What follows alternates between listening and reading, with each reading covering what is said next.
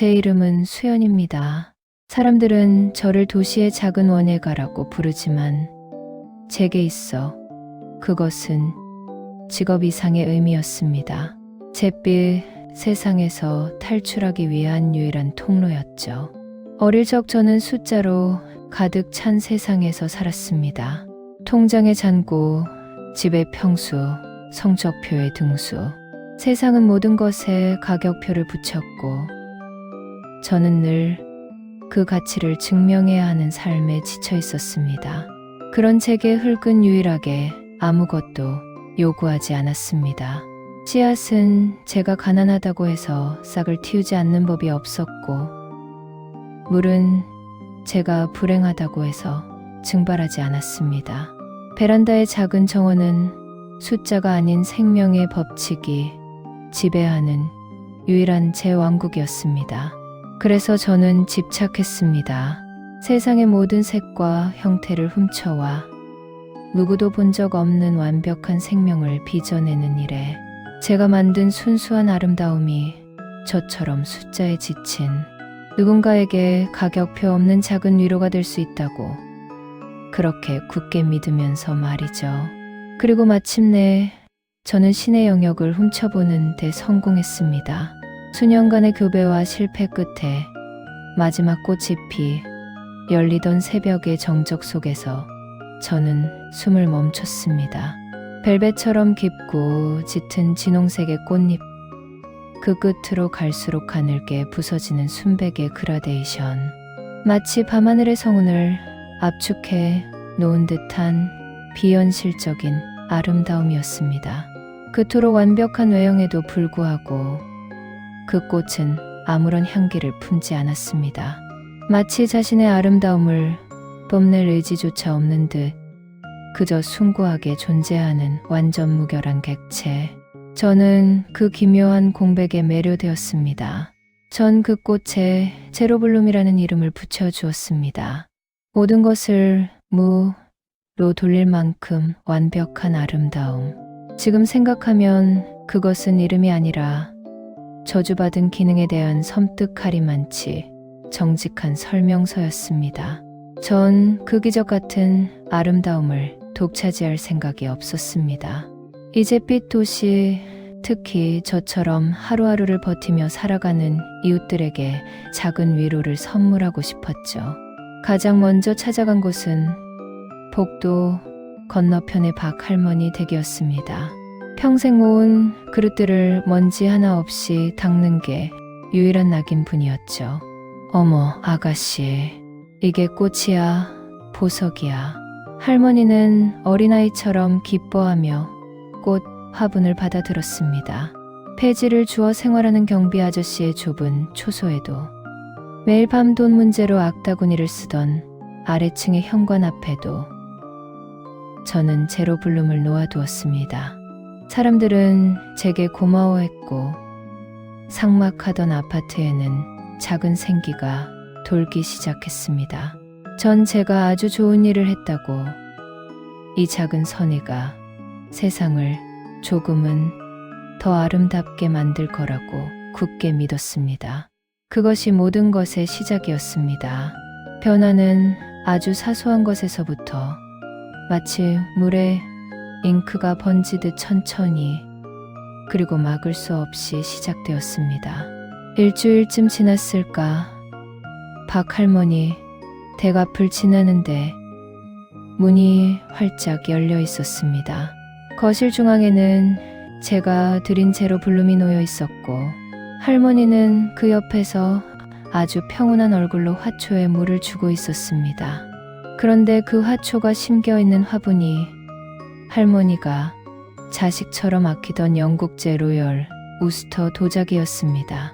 흙이 잔뜩 묻은 도자기를 보며 제 심장이 쿵 하고 내려앉았지만 할머니의 얼굴엔 그늘 한 점 없었습니다. 그저 아름다운 꽃이 아름다운 그릇에 담겨 있다는 사실에 만족하는 듯 보였죠. 그날 오후 아파트 주차장에서는 더 기이한 광경이 펼쳐졌습니다. 경비 아저씨가 자신이 아끼던 낡은 트럭을 멍하니 바라보고 있었습니다. 누군가 트럭의 타이어를 모두 훔쳐갔는데도 그는 화를 내기는커녕 오히려 미소를 짓고 있었습니다. 이제 저 무거운 쇳덩이를 끌고 나가지 않아도 되겠구먼. 그에게 트럭은 더 이상 생계수단이 아니었습니다.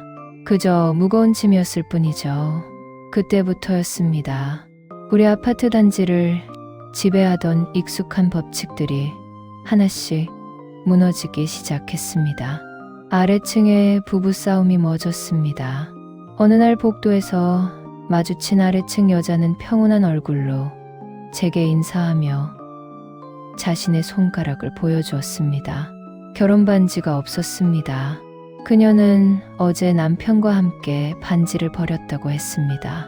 영원한 사랑의 증표라는 무거운 약속보다 지금 함께 있는 순간이 더 중요하다고 깨달았다면서요. 고지어 동네의 가난한 음악가가 평생을 모아 산 바이올린을 부수어 땔감으로 쓰는 것을 목격했습니다. 그는 악기의 울림보다 불꽃의 따스함이 더 가치 있다고 말하며 웃었습니다. 명품 가방은 아이들의 소꿉놀이 장난감이 되었고 황금 다발은 테이블의 높이 조절용으로 쓰였습니다. 사람들은 더 이상 무언가를 소유하려 하지 않았습니다. 그들에게 세상의 모든 것은 그저 존재하거나 존재하지 않거나 둘 중 하나일 뿐이었습니다. 처음엔 저도 그들이 마침내 물질적 욕망에서 벗어나 평화를 찾았다고 생각했습니다. 하지만 그들의 눈동자에서 본 것은 해탈이 아니었습니다. 그것은 텅 빈 공허, 가치를 판단하는 저울 자체가 사라져버린 사람의 눈빛이었습니다. 그리고 그 기이한 평화의 중심에는 언제나 제로 블룸이 있었습니다. 도시의 소음이 변하기 시작했습니다. 자동차 경적과 기계음 대신 의미 없는 사람들의 웃음소리와 바람 소리만이 남았습니다. 마치 거대한 기계가 멈춰버린 듯한 도시의 죽음이었습니다. 공포가 온몸을 휘감았습니다.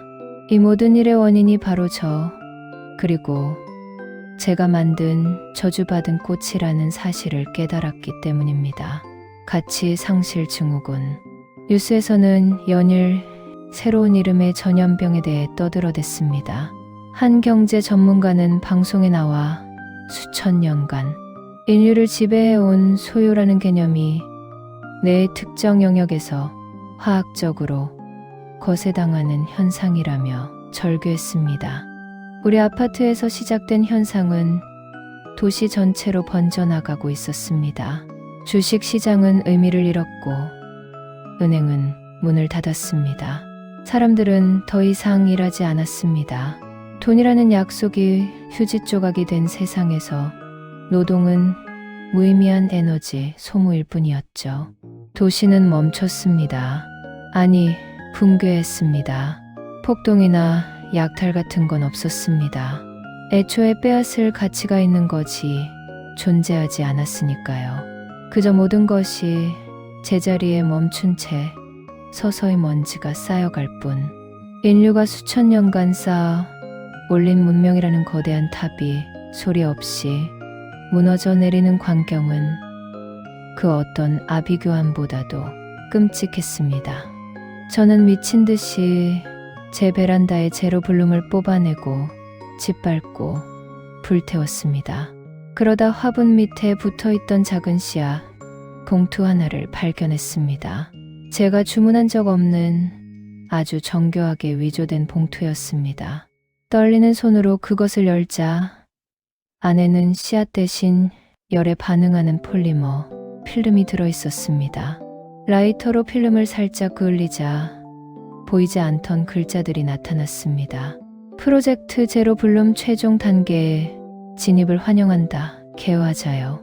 그리고 그 아래에는 암호화된 웹 주소가 적혀 있었습니다.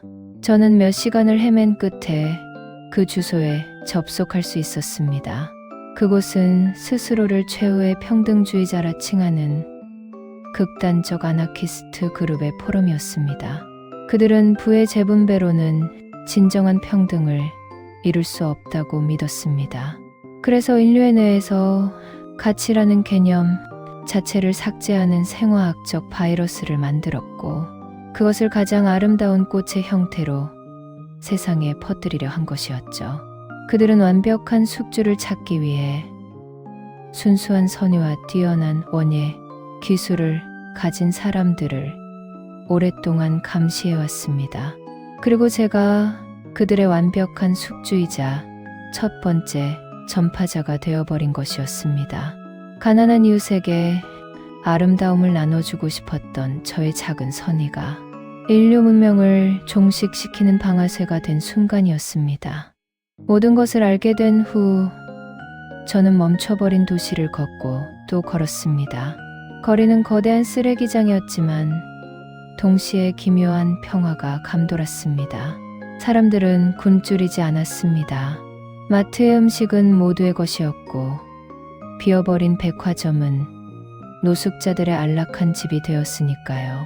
소유의 개념이 사라지자 다툼도 사라졌습니다. 그들은 모든 것을 공유했고 모든 것을 똑같이 가졌습니다. 정확히는 아무것도 가지지 않았습니다. 이것이 과연 그들이 원했던 유토피아일까요? 모든 것이 평등하지만 그 누구도 무언가를 더 나아지게 만들려는 의지가 없는 세상. 목표도 욕망도 심지어 사랑이라는 감정조차 희미해진 채 그저 살아 숨쉬는 유기체로만 존재하는 사람들. 제 눈앞의 풍경은 유토피아가 아니라 잘 정돈된 거대한 묘지였습니다. 도시의 심장부, 한때는 가장 번화했던 공원 중심에 이르렀을 때 전 믿을 수 없는 것을 보았습니다. 폐허가 된 공원 한가운데 유리 한 장 깨지지 않은 완벽한 형태의 온실이 있었습니다. 그리고 그 안에는 단 한 사람의 남자가 서 있었습니다. 그는 값비싼 맞춤 정장을 입고 있었고 손에는 값비싼 원예용 가위를 들고 있었습니다. 그는 온실 가득 피어있는 제로블룸의 가지를 마치 위대한 예술 작품을 다루듯 조심스럽게 다듬고 있었죠. 제가 온실 문을 열고 들어서는 순간 남자가 천천히 고개를 돌렸습니다. 도시의 다른 모든 사람들에게서는 사라져버린 그 감정, 소유욕과 자부심이 그의 눈동자 안에서 끈적하게 번들거리고 있었습니다. 그 순간 저는 깨달았습니다. 이 재앙의 진짜 씨앗은 꽃이 아니었습니다. 그것은 한 인간의 뒤틀린 욕망, 그 누구도 가질 수 없는 것을 유일하게 소유하고 싶어 했던 가장 원초적이고 끈질긴 악이었습니다.